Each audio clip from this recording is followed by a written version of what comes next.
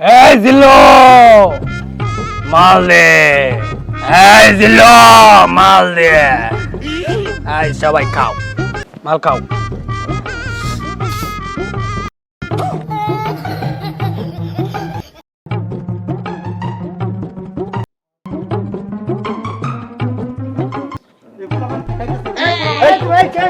কি খাইতেছ তোমরা? এই এই এই কি খাইতেছ রে? এই সেভেন আপ কইতাছি।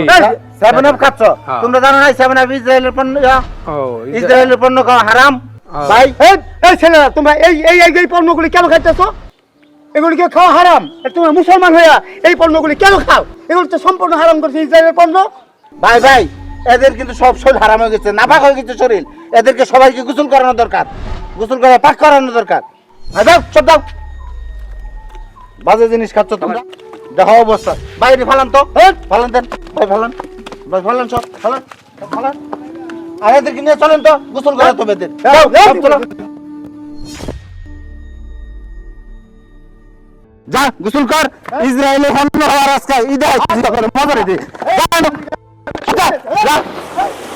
দে ডুব দে, এক দে দে ডুব, এই ডুব দে, এই ডুব দে, ডুব দে, সব ডুব দে। হ্যাঁ আর ডুব দে।